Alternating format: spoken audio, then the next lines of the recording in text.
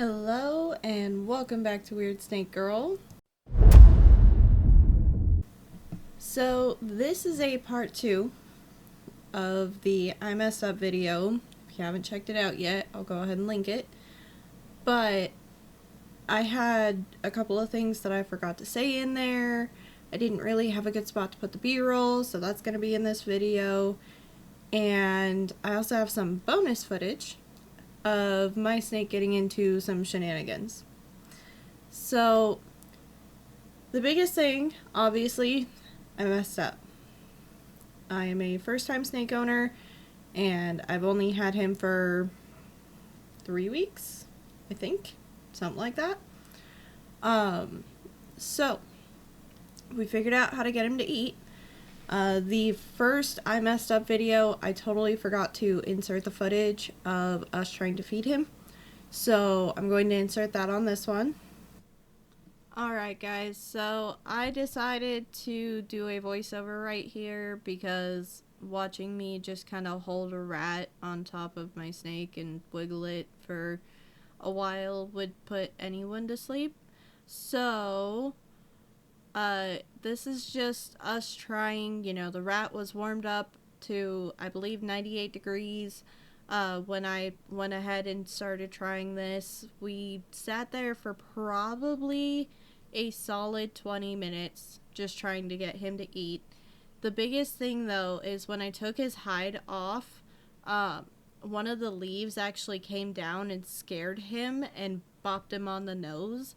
So he recoiled and never got out of that coil. So we actually had ended up stopping with that rat after a while, and we put it in his hide with his hide upside down to see if maybe I could get him going up to it to try to eat it. I know some of this footage just looks like it's on a loop. It's just how long we were trying to get him to eat. And I say we because later on you'll see another hand in there trying to feed him, and that is my honey's. I was kind of at a loss, and I really was concerned that the snaky boy was not eating. So, but you can see he's kind of like pushing the rat away. That is one of their don't touch me mechanisms. So you see he kind of looser coil, he's tongue flicking on it. I think I also was moving it around way too much for him, because he just was not having it. So as you look closer, he actually starts trying to go away from it and starts trying to hide his head. And that's just another cue of, hey, I don't want this, get it away from me kind of thing. At that point, I'm not gonna lie, I got really impatient, so I was just trying everything that I could think of to get him to eat. At the very least, strike the rat. If he would have struck the rat at that point, I probably would have stopped recording. But he wanted nothing to do with it, so we flipped his hide over, we put it in the hide, and yes, I did disinfect that after all of this. And it was about 10 minutes later when this started happening, where he seemed really interested in it, and I was really, really excited. But he sniffs it. I say sniff, it's tongue flicking is how they smell because of the Jacobson organ. I can do a whole video about that if you want. Just comment down below. I'd be happy to explain it and do my own research on it too and see what I can find out. But anyways, so he tongue flicks on it and he ends up going over it and around it and was just not interested at all. This was the first time we tried to feed him after we moved him into his new big enclosure. And so I was very, very hopeful, but with how much we had to move him and move around and all the new stuff, I think it was just way too much for him. And I'll go into more detail about that later. But as you can see here, he actually starts trying to like go under his hide to get away.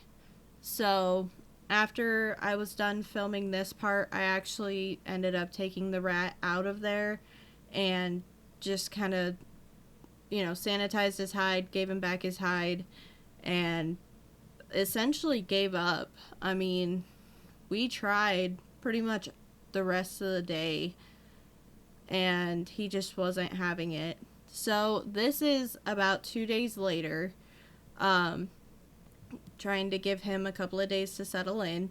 And this rat, so it looks really red up on its head. That's because it was bleeding out of its nose when I was defrosting it. That's kind of normal. It was the first time I had seen it because the other rats hadn't done it yet, but after looking everything up, it's kind of normal. But he seemed really interested in it. He was tongue flicking. He was kind of following it. We kind of tried our best to move it around, and he ends up not interested in it. Yeah, you can see that he's really thinking about it. And there were a couple of times with that rat that he was really thinking about it. But yeah, comment down below if you think that I should have done something differently there. Ultimately, there's lots of stuff that I could have done differently, but I don't think at that point he was in any sort of position to be eating. He was not comfy. It was a brand new enclosure. It was a bigger enclosure. I think it's the biggest enclosure he's ever been in, and it was all new stuff. So his little brain was just flooded with information. But yeah, you can see he's starting to kind of leave there. We really tried. We really tried. We actually ended up kind of leaving it on one of those leaves for him to see if he might come out and get it. And I believe we actually left it overnight, and he didn't come out and get it. So, unfortunately, that was 2 rats wasted. But, it was worth a try. Yeah, right there, he actually scared himself on the rat, because we moved it over there, and then he went to go tongue flick on it, and he moved a little quick, and he booped it. Yeah, no, he ends up going and trying to hide. This is when I figured out that I really needed to change something. I went through and checked all my temperatures. I checked all of that. You can see he is interested in it. So he is hungry, but he is just not having it that day. And sometimes that happens. Sometimes there's a stressor that we don't know about. We even tried just leaving it on top of the on top of his hide.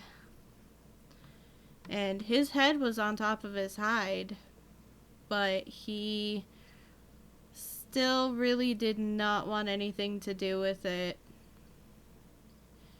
At that point, I'm pretty sure that's my honey's hand holding the tongs, and he was trying his best, but we just could not for the life of us get that going.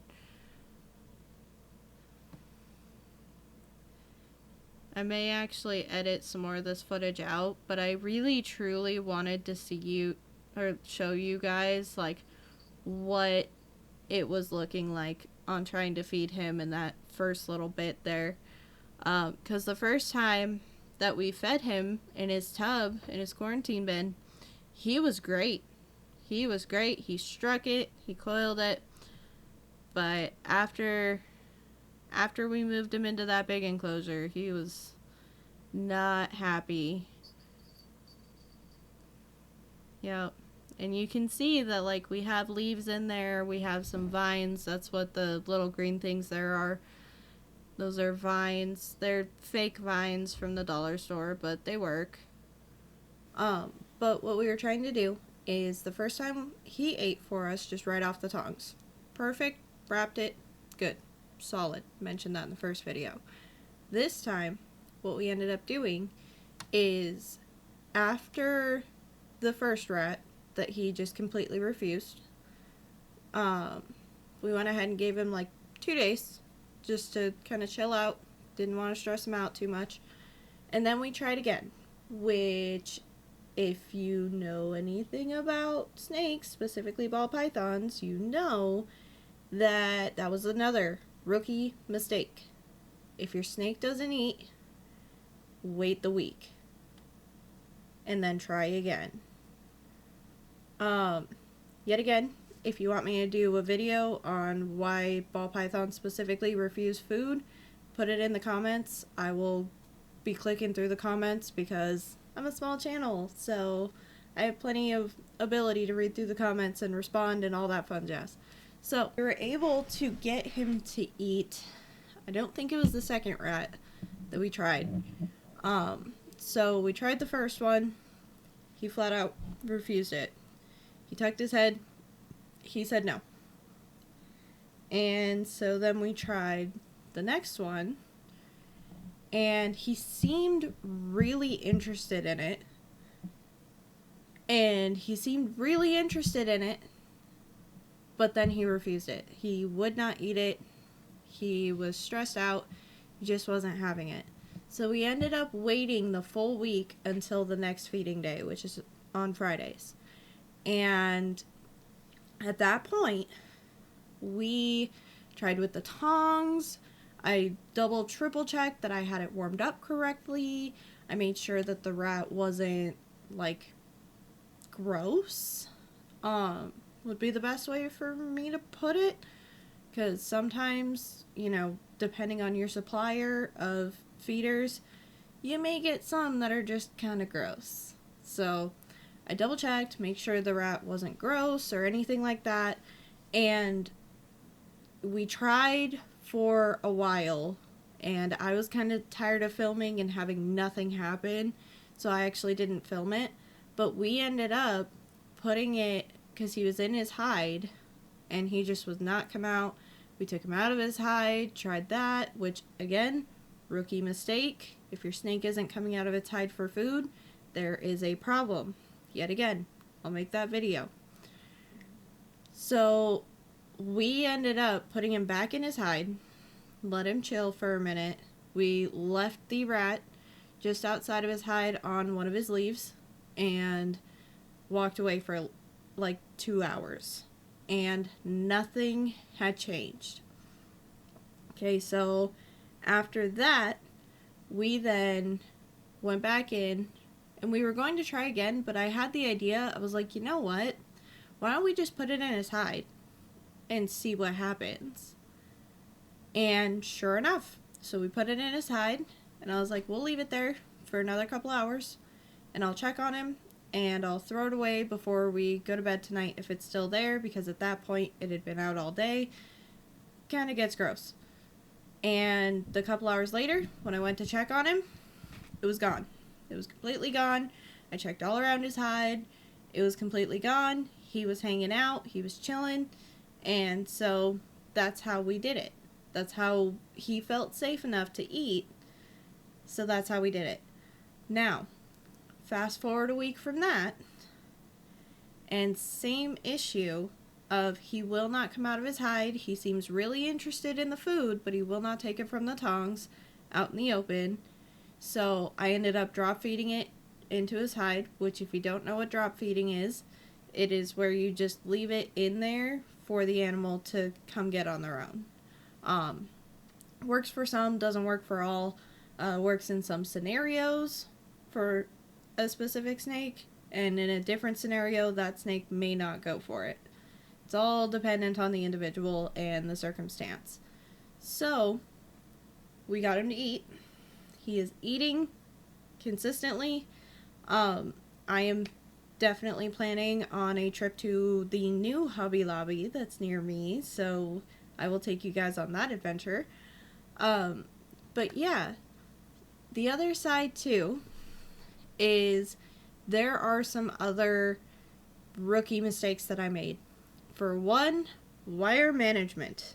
Okay, so ball pythons, if you give them a chance to climb, they will climb.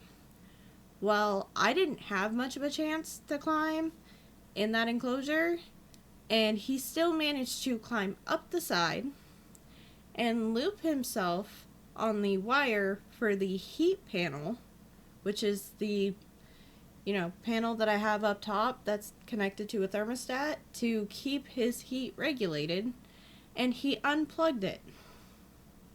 So I literally had gotten home from work, and I get off at a little after midnight, have an hour and a half drive, so I wasn't home until almost 2 a.m.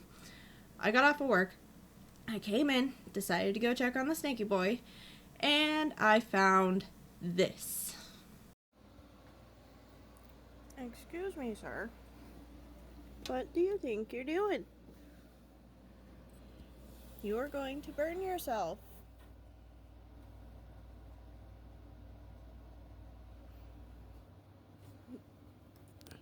Hey, you're good. You're good.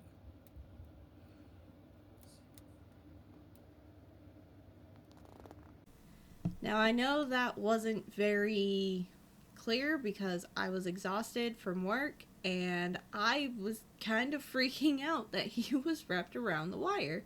And luckily, my roommate was still up and came out to see what I was doing with a flashlight at 2 a.m. And he came out and held the light for me so I could go ahead and get Mocha Bean unwrapped from all of that. But yeah, then the next morning, I realized that it was really cold in his enclosure. When I say really cold, I don't mean like could kill him cold, okay? It was like 75 on the hot side. It's cold, but it's not in the death zone, okay? And that's Fahrenheit, by the way. So I went ahead and I plugged back in the heat panel. I ended up grabbing Mocha Bean out. I kind of wrapped him up and I got under a blanket and had him like on my chest so that way he could get the heat from me. And he definitely started warming up. So he was much happier after that. But honestly, I think he was chilling. He hangs out on his cool side all the time, and his cool side is like 78 to 80 depending on the day. And yeah, he was chilling. But yeah, so got that fixed, and I had to rehang that wire to make sure that he could not do that again, which you never know, he still might. Luckily, knocking on wood here, he has not escaped yet. And if he does, I am terrified. But that'll be for another video. But thank you again so much for watching. I'll go ahead and roll some B-roll at the end of this video, just to let you guys experience that AI song once again and get to experience watching him explore and do some derpy things. Oh, one of the things is after I shot the B-roll of him being on the inside of the track for his door, literally almost immediately after I hit stop, he fell off of it. Like, all I heard was a whoop, and he had fallen off of it. So, derpy snake things. But thank you so much for coming, and if you like what I'm doing, like and subscribe, and I'll see you in the next one. In the heart of the jungle, where whispers start, a snake moves slow, with eyes like dart. Leaves rustle soft in the warm African air. Through shadows deep, it glides so rare. The sun peeks through its golden light on scales that shimmer in the heat of night. With silent steps, it hunts its prey, In the green embrace where secrets lay, all the snakes the king in this wild domain. Graceful and strong, it's the jungle's own chain. With the flick of its tongue, it senses the prey. In the jungle whisper, it reigns supreme. Every day beneath the trees, in the cool, damp earth, it slithers deeper. With no sound, young worth, through the thick vines where the birds sing high. The snake's the master in the jungle sky. From dawn till dusk, it prowls and plays in the shadows when no one dares to gaze. Its presence felt, yet unseen, unheard. In the jungle whispers the hidden word. Oh, the snake's the king in this wild domain. Graceful and strong, it's the jungle's own chain. With the flick of its tongue, it senses the prey. In the jungle whisper, it reigns supreme every day.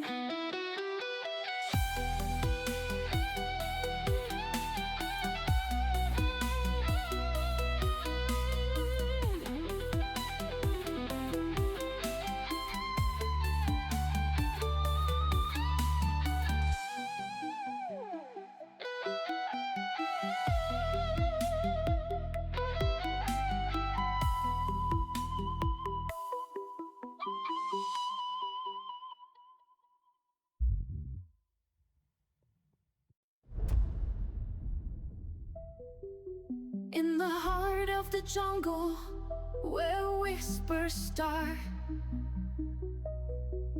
a snake moves slow, with eyes like dart. Leaves rustle soft in the warm African air. Through shadows deep, it glides so rare. The sun peeks through its golden light on scales that shimmer in the heat of night. With silent steps, it hunts its prey in the green embrace where secrets lay. All the snakes the king in this wild domain. Graceful and strong, it's the jungle's own chain. With the flick of its tongue, it senses the prey. In the jungle whisper, it reigns supreme every day. Beneath the trees, in the cool, damp earth, it slithers deeper. With no sound, young worth, through the thick vines where the birds sing high. The snake's the master in the jungle